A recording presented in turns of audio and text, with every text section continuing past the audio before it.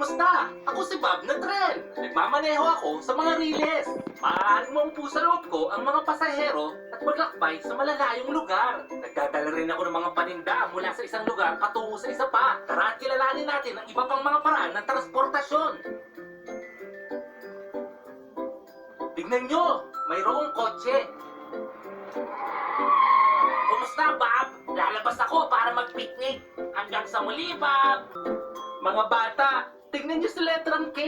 Nandun siya sa duyan. Bob, pwede ba akong sumama sa mga kaibigan ko? Si letrang I at letrang J?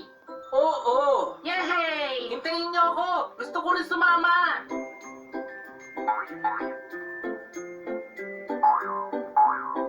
Hello, letrang M. Anong ginagawa mo? Hi, Bob! Uuwi na ako! Bakit hindi ka na lang sumama sa amin? Hello, letrang U at letrang V. Gusto nyo bang sumama sa akin makipagkita kay letrang W? Oo, makikipagkita rin kami kay letrang W. Tara, puntahan natin siya. Hello, letrang W.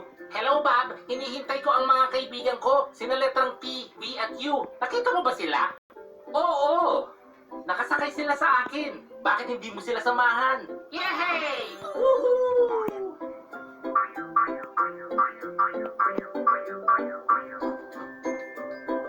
Tignan nyo lahat ng kaibigan natin. Pwede rin ba kami sumama sa kanila, Bob? Oo, letrang X, Y, and Z. Napakasaya! Hanggang sa muli!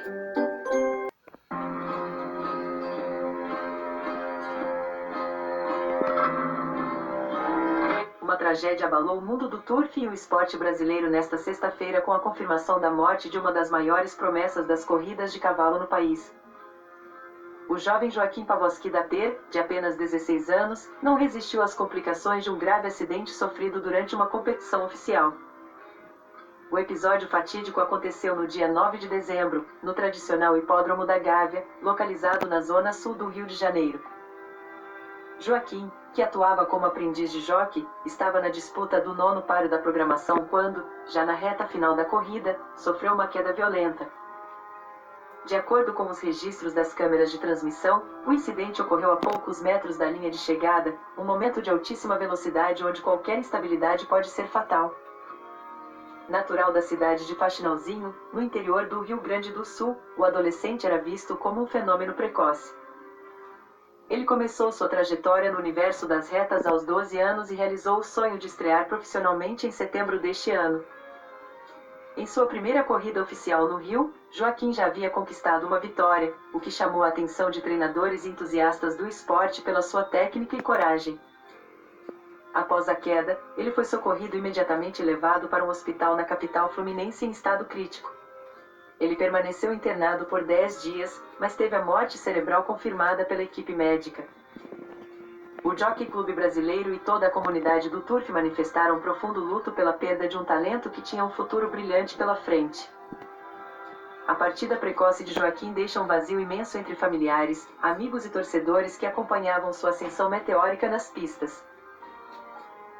Não esqueça, inscreva-se, seja bem-vindo. Canal Webtoon Video. Anong ginagawa mo dyan sa itaas, letrang B? Hinahanap kita at nandito ka na!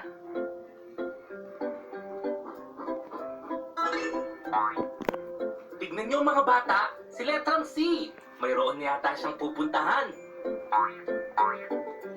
Kumusta, Bob? Kumusta, C? Saan ka pupunta? Pupunta ako sa parke. Bakit hindi ka na lang sumama sa amin?